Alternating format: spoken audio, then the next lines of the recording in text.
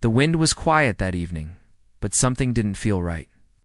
Cole stood outside his small wooden cabin, deep in the forest. The sky was red and gold, the sun just starting to set behind the hills. Birds were flying low, and the air felt heavy, like a storm was coming. Rex, his loyal German shepherd, had gone too far this time. Cole whistled loud, his voice echoing through the trees. "Rex, come back," he called, hand resting on his sidearm. But there was no answer, only the rustle of dry leaves. Cole's heart beat faster. Rex never ran off this long, not without a reason. Cole picked up his rifle and started walking into the trees. The forest was thick, shadows stretching between tall pine trunks. He moved fast but careful, his boots silent on the soft ground. Then a bark short and sharp cut through the air. Cole froze, listening. Another bark, closer now, urgent, almost like a warning. Rex had found something, and it wasn't a squirrel this time.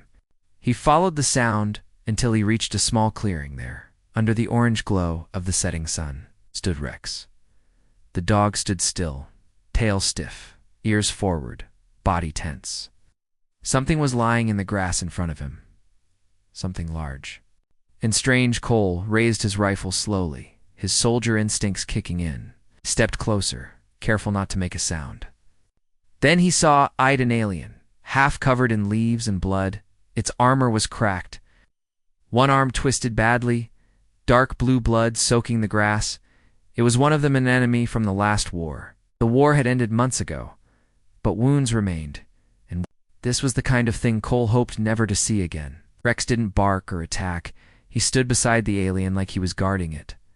Cole was confused, unsure what to do. He pointed the rifle at the alien's head, finger on the trigger. But then the alien opened its eyes. They glowed a soft green, full of pain but also something else, fear. Its voice came out weak, broken. "Help me." Cole didn't move, didn't lower the gun. He looked at Rex. The dog looked back at him, then gently nudged the alien's side with his nose. Not a threat. Not an enemy, not anymore. For a long moment, Cole said nothing. Then he sighed, stepped forward, and knelt beside the alien. "What the hell happened to you?" he muttered, checking the wounds. The alien flinched but didn't resist. It had burns, deep cuts, and signs of plasma damage. This wasn't just a crash. This was a hunt. Someone or something had tried to kill this alien. Cole looked at the sky, then back down at the alien. He didn't trust it. But he couldn't leave it here to die. Something inside him, something human, told him to help. "I must be crazy," he whispered. He picked up the alien carefully, and Rex stayed close. The walk back to the cabin was slow, heavy, silent. Cole kept looking around, expecting someone to jump out of the trees, but no one came. Only the sound of the forest and Rex's soft footsteps beside him. Inside the cabin, Cole placed the alien on the table. He grabbed his old medical kit, leftover supplies from his soldier days. As he cleaned the wounds, the alien winced but said nothing. It watched him, cautious, unsure, but not afraid. Cole noticed strange marks on its skin, not natural, symbols. Burned into it, maybe some kind of punishment or warning.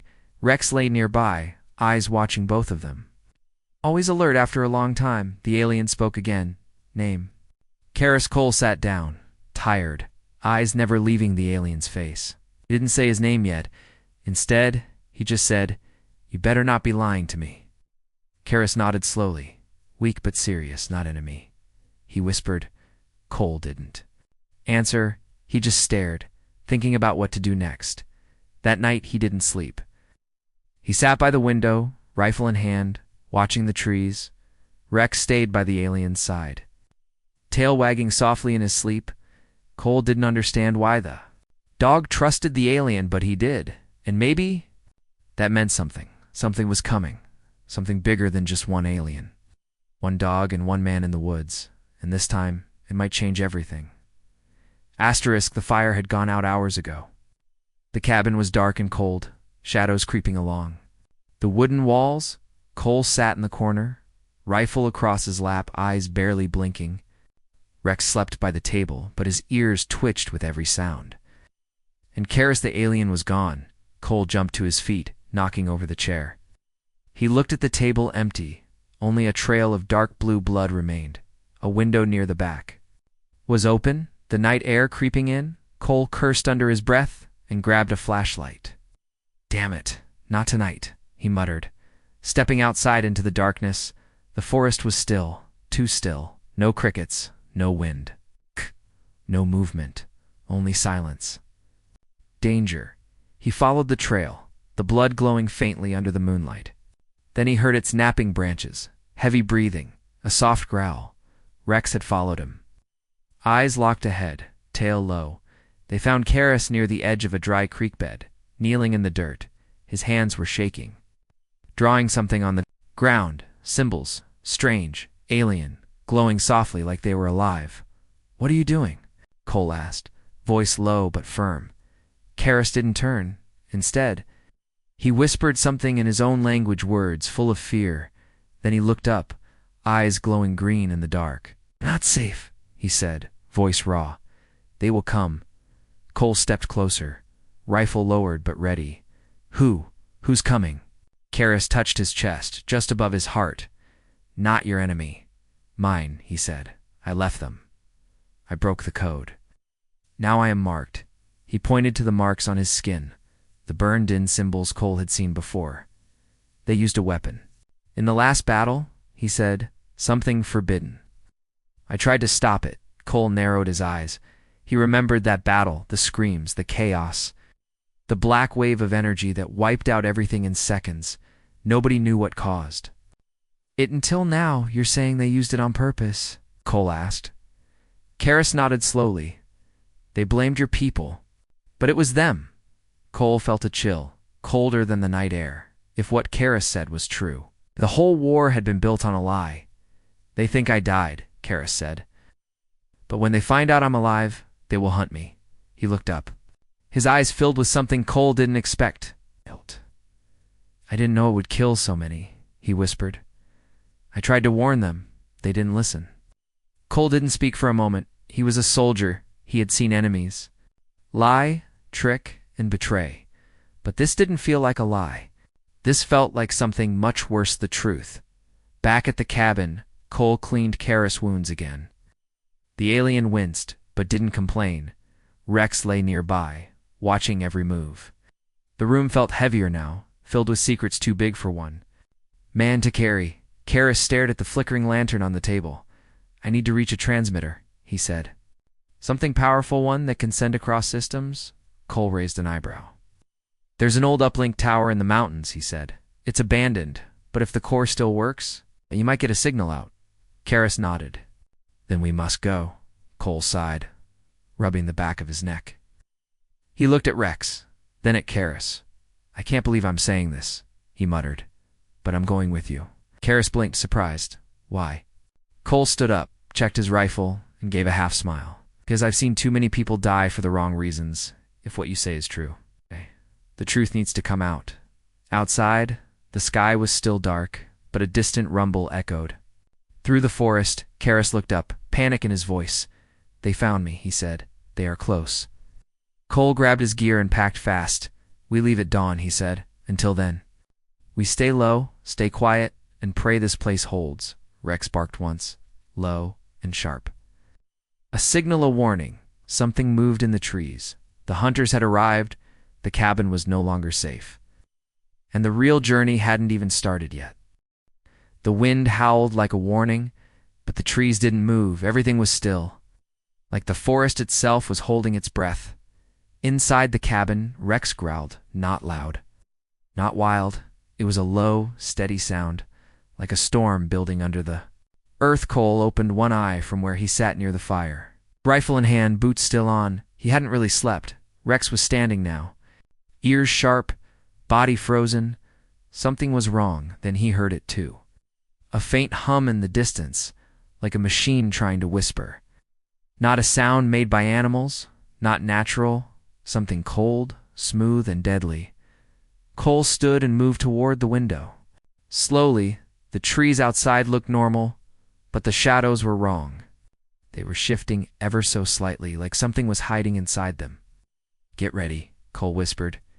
Karis was already awake, sitting up on the table with his back straight. Yes. With it, quick, he said. A loud crack split the night. One of the traps Cole had set had just gone off. Then came another sound, metal footsteps, fast and sharp, not boots, drones. Cole grabbed Rex's collar and pulled him behind the overturned table. Karis crawled to the corner, clutching his side. The cabin door shook once, then twice, then burst open. 3 figures moved inside, not soldiers, not human, they floated. Slightly above the floor, sleek black machines with glowing red eyes, silent, without faces, built only to hunt. Cole fired first 3 quick shots. 1 drone fell, sparking. The other 2 rushed forward, arms turning into blades. Rex lunged, teeth sinking into the second one's leg joint. Karis rolled out of the way as Cole fired again. The second drone went down, but the third ignored the bullets. It moved like smoke, fast and fluid. Straight toward Karis? No. Cole shouted, diving across the floor. He slammed into the drone, grabbing its arm and twisting it until it snapped, but the machine didn't stop, spun around. Cutting a deep line across Cole's side, Rex barked furiously and leaped again, this time aiming for the drone's neck. With a loud snap, the machine crashed to the ground. Ow. Sparks flying out, the room fell silent, smoke hung in the air, the fire dying in the corner. Cole was bleeding, breathing hard. Karis pulled himself over and placed a glowing hand on the wound. A soft blue light spread through the cut, slowing the bleeding. What the hell were those? Cole asked, voice tight. Hunters, Karis said. Machines used to find and kill traitors. Cole looked around the cabin walls, scorched, door broken, floor covered in metal scraps. This place is done, he said. We can't stay here. Karis nodded. There is no time, he said. The next ones won't be machines. They will send people. Cole started packing, tossing gear into a bag, checking his ammo. Rex sniffed the broken drones, then looked up at him. Ready? We go now, Cole said. There's a train tunnel a few miles west, still abandoned. We use that to move. Stay off the satellites. As they left the cabin, the forest felt different. Not quiet, but watched. Karis limped beside Cole, his steps slow but focused. Rex led the way, ears always turning, always listening. They reached the old train tunnel by morning, along the black mouth of stone stretching under the hills. The air smelled like rust and wet rock, but inside there were no drones, no eyes, just darkness. Inside, Cole lit a small lantern, casting light on old rails and cracked walls. Karis sat down, breathing hard. He pulled something from his armor, a small device, broken, blinking red. My beacon, he said. They traced it. Cole stared at it, then took out his knife. Without a word, he smashed it under his boot, grinding it into the dirt. No more signals, he said. No more surprises, but deep inside the tunnel, beyond the lantern's light, something stirred. A faint click, then silence, then another click, closer this time. Cole raised his rifle again. Rex stood at his side, eyes glowing in the lantern's flicker. Karis closed his eyes. They are not done, he whispered. Not yet. And somewhere far above them, in a dark orbit around Earth, a signal had been sent. Target location confirmed. It said, send phase 2. The hunt was just beginning. And now the real danger was on its way. The city was dead. Not quiet dead. A metal jungle of broken towers and crushed vehicles. Cables hung like vines, windows shattered, signs still flickering with half-dead lights. Once, millions lived here, laughed here, fought here. Now, only the wind remained, carrying dust and secrets. Cole moved through the wreckage slowly, rifle in hand, eyes sharp. Rex padded beside him, silent, alert. Behind them, Karis walked with a limp, wrapped in a hood and long coat. They had made it out of the tunnels, but only barely. The drone attack had left Karis weaker. The medkit helped, but only so much. Now they had one goal: find Sasha, a hacker Cole knew from the war. The kind who could break systems with just her fingers. She was their only shot at boosting the signal to the uplink tower, and she lived here. In the ruins of New Brighton, because only ghosts stayed where ghosts had died, Cole tapped on a metal sheet near the old subway entrance. 3 times, pause, then 2. It was a code. A minute passed, maybe more. Then a small camera poked out of the wall. Cole. A voice crackled through a hidden speaker. "I thought you were dead." "Not yet," Cole replied. "Got something important. Need your help." A rumble came from under the ground. "What?" And a door opened with a hiss.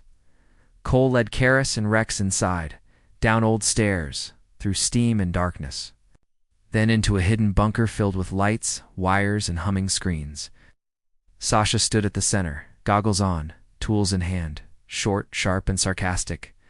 That was Sasha. She looked at Karis and raised an eyebrow. "Friend of yours?" she asked. "He's not what he looks like," Cole said. "He's got proof about the war, about the weapon, about everything." Sasha pulled off her goggles, eyes narrowing. "You dragged a glowing alien through enemy-infested territory because he told you a story." Cole didn't answer. He just took out the data chip from Karis's armor and tossed it on her desk. "Check it." Sasha plugged it in, fingers flying over the keyboard. Her eyes scanned the data maps. Reports, encrypted orders, satellite. Scans, then a video blurry, but clear enough. Alien commanders standing in a war chamber, weapon being activated, a pulse of black light spreading from orbit, and Karis in the background, shouting. Being restrained, Sasha leaned back slowly.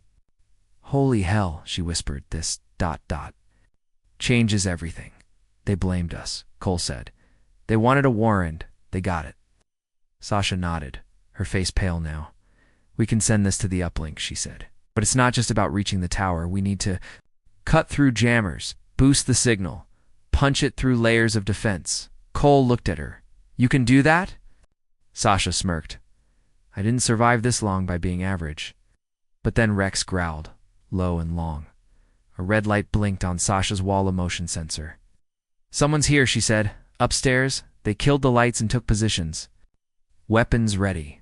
Footsteps echoed through the abandoned station above. Slow and steady, then silence. A small metal sphere rolled down the stairwell. It blinked once, then exploded in a flash of blinding light. Cole fired blindly. Sasha cursed. Karis fell behind a table when the smoke cleared. 3 armored figures were already inside. Not drones, humans, but not the good kind. Mercenaries. Hired guns with no flags. One aimed straight at Karis.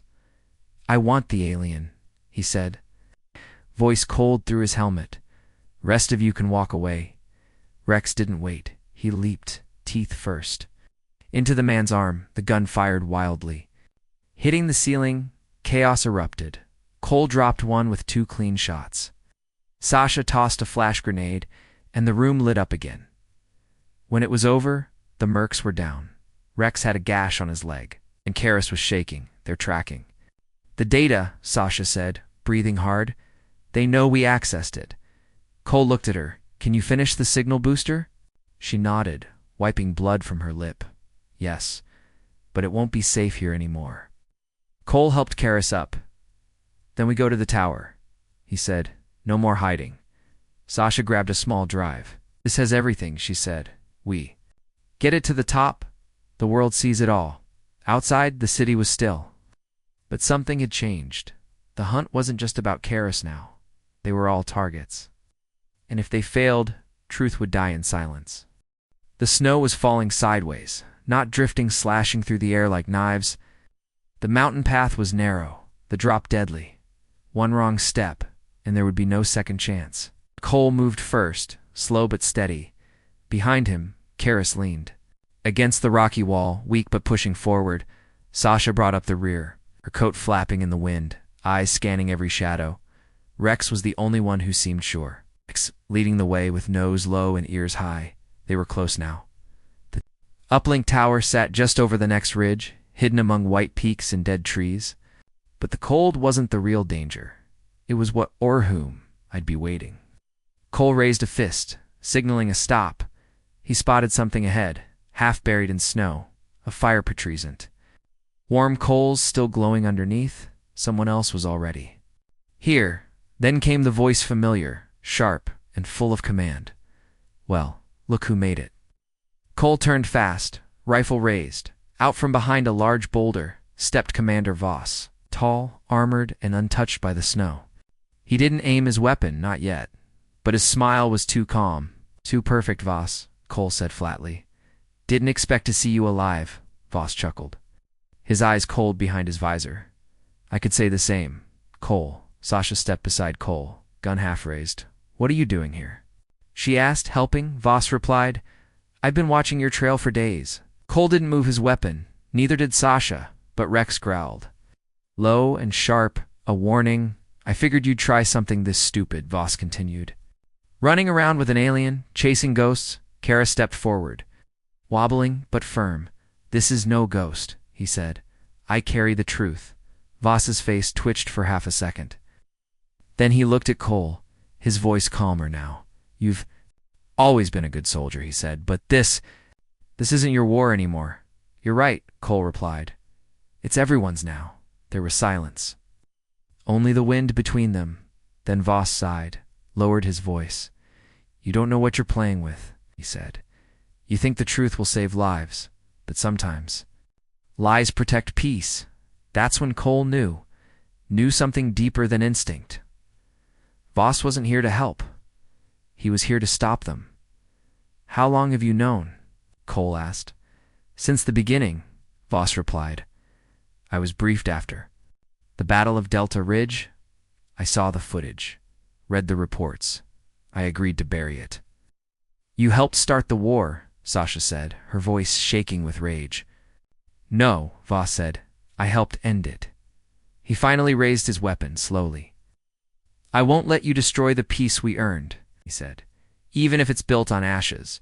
Rex barked loud and charged, but Cole held him back. 3 other soldiers appeared from the snow. Voss wasn't alone.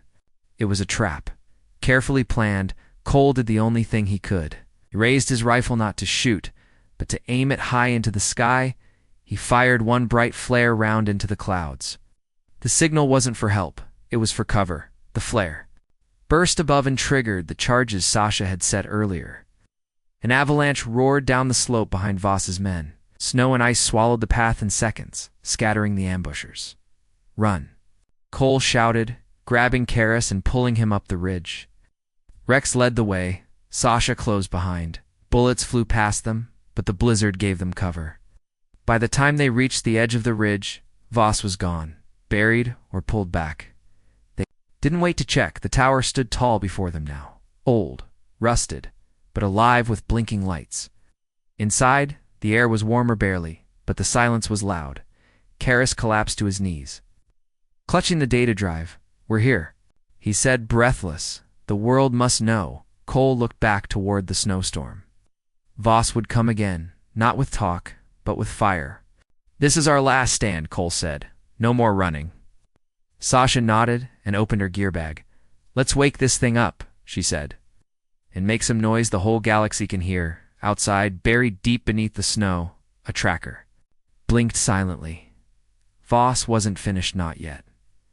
He had one more move to play, and next time he wouldn't come alone. Asterisk, the tower groaned like it was alive. Wires sparked, gears turned, lights flickered on and off. High above the frozen world, the old uplink station stood like a giant skeleton. It had not seen life in years until now. Cole pushed open the rusted hatch and stepped inside. Rex followed, nose to the ground, his growl low and steady. Sasha walked in next, her breath misting in the cold air, fingers already working the portable booster. And Kara's barely standing, clutched the data drive like it was his heart. The inside of the tower looked like a forgotten war machine. Screens shattered, panels hanging, dust and ice covering everything. But in the center of the room stood the Cordal, humming, blinking, faint green, alive, barely. But enough. This is it, Sasha said, wiping frost from a control pad. We can do it from here.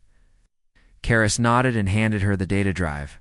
This truth must be free, he whispered, even if I do not live to see it. Sasha plugged in the drive and opened a new screen. Hundreds of files appeared. Reports, footage, command logs, Cole stood by the window, watching the white mountains below. "It's too quiet," he said. "They're coming." And they were. Above the clouds, a dark shape appeared, then two more sleek alien ships. Cutting through the air without sound, they hovered just out of range. But their weapons were already warming. "We have minutes," Cole warned. "Maybe less." Sasha's fingers flew across the controls. The booster kicked on. The tower groaned louder. The lights flickered. Then pulsed bright. "We're in," she said. Signal locked uploading. Suddenly, a blast shook the tower. One of the ships had fired a warning shot. Metal screamed as the top of the tower cracked open slightly. "They want to scare us out," Cole said. "It won't work," Rex barked once. His head turning toward the stairwell. Footsteps, boots this time, not drones. Voss was back. "Hold them off," Sasha shouted. "If they interrupt the upload, we lose everything." Cole didn't answer. He loaded a fresh clip and moved toward the stairs. Karis followed him, staggering but holding a plasma pistol with shaky hands. On the second floor, they met the first wave. Two mercenaries armed, fast, no mercy in their eyes. A Cole took the first down with a clean shot. Karis fired. At the second, hitting his shoulder, Rex leaped and finished the job, his growl echoing down the stairs. More were coming. But the upload had already passed 50%. Sasha's voice came through the comm. "Almost there, don't let them reach the console." Outside, one of the enemy ships lowered. A hatch opened. From it dropped something different, all armored. Not machine, not human. A Hunter-class enforcer. It landed hard and fast, smashing through the tower wall like a meteor. Cole turned too late. The enforcer hit him across the chest, sending him flying. Rex barked and charged, but the enforcer swatted him aside. Karis aimed and fired again and again. The shots barely scratched the armor. The enforcer raised its blade, ready to end him, but then crack. A high-powered sniper round pierced the enforcer's eye socket, collapsed in a heap of sparks and blood. Sasha stood on the upper deck, rifle smoking. "Don't touch my alien," she said. Cole coughed, blood on his lip, but alive. "Upload status?" He asked. 89%, Sasha said. "We're almost there." The tower shook again. Another blast from outside. The power flickered, then steadied. And finally, "Upload complete," Sasha whispered. "The truth is out. Across satellites, across stations, across channels, long thought dead." The files spread like wildfire. The footage of the forbidden weapon, the secret orders. Karis' voice translated into every major language on Earth. He told them everything, what he saw, what he tried to stop, and why he had to run. The world listened, and for the first time in years it stopped to think. But inside the tower, the cost was still rising. Karis collapsed again. The blood too much this time. Cole dropped to his knees beside him. "You did it," he said softly. "You did it." Karis smiled weakly. "Then it was worth it," he whispered, "even if this is my end." And with that, his eyes closed. The tower stood tall again, the signal still burning across the skies below. Voss's forces retreated too late to stop it. The truth had already changed the war. And now, something even bigger was coming. Rain fell over the city, but this rain was different. Clean, fresh, almost quiet. Like the sky was washing something away, something old, something heavy. Cole stood on a rooftop, hands in his coat pockets, eyes locked on the giant holoscreens. Above the skyline, they were all playing the same footage. Karis' message. His warning, his truth, and the world was listening. Governments had gone silent, alliances were cracking. Peace treaties, once written in lies, were being burned in public squares. The people were waking up, and Karis, the alien who had once been hunted, had become a voice of justice. But Cole didn't feel like celebrating. Karis was gone. His body had been laid to rest under the same mountain where they made their final stand. No gravestone, just a smooth piece of metal carved with his name. A soldier, a traitor, a truth-bearer, sat beside Cole, silent as ever, eyes scanning the horizon. He had been quieter since the battle, older maybe, or just tired of war. Cole understood that feeling well then. A soft knock behind them. Someone was at the rooftop door. Cole turned slowly, hand near his sidearm, just in case. The door creaked open, and a figure stepped into the rain, a young alien girl, barely grown. Her skin, the same shade of green as Karis. She held something glowing in her hand, a hologram. Flickering softly, she looked up at Cole with wide, uncertain eyes. "My name is Sayla," she said quietly. "My father." Was Karis? Cole's heart stopped for a second. He hadn't even known Karis had a family. Sayla stepped forward and activated the hologram. A message played, Karis's voice, recorded just days before the uplink mission. "If you are seeing this," he said, "then I have fallen, but my mission is done. To Sayla, my daughter, I'm sorry I left. But I had to try. Truth is worth dying for." Sayla lowered the device. Blinking fast to hold back tears, "I never got to say goodbye," she whispered. Cole didn't know what to say. So he did the one thing he could. He knelt beside her, placed a hand on her shoulder. "You just did," he said. The rain kept falling. But now it felt warmer somehow, like the world was shifting slowly, painfully, but in the right direction. Over the next few weeks, everything moved fast. The files from the uplink spread to every major system. Sasha helped build a secure network to protect them. People all over Earth and beyond began asking questions. Some leaders resigned, others vanished. New voices rose calling for peace, for justice, for a future built on truth. And in the middle of it all was a dog, a soldier, and a girl, strangers once, now family. Bound not by blood, but by choice. Cole adopted Sayla quietly. No big announcement, no press. It's just a promise to keep her safe. She spent most days learning Earth languages, asking questions about human history. She liked music, hated rain, and always left food out for Rex. Even when he wasn't hungry, one night, she asked him, "Do you think there will be another war?" Cole looked out the window at the city, where protests had turned into rebuilding. "I think there always could be," he said, "but not if people like you speak up." Sayla nodded slowly. "I will," she said, "for my father." The next day, she made her first public broadcast. Simple, clear, powerful. She didn't speak as a victim or as a child of the war. She spoke as someone who believed in change, and people listened, because her voice carried the weight of what came before, and the hope of what could come next. Somewhere in deep space, the enemy still watched. Some of them silent, some of them angry, but others curious, unsure, maybe even afraid. Because the one thing they never expected had happened.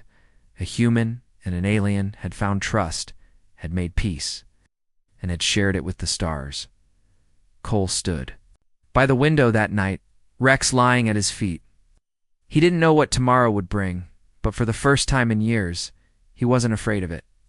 Because the war had started with a lie, but peace began with a dog.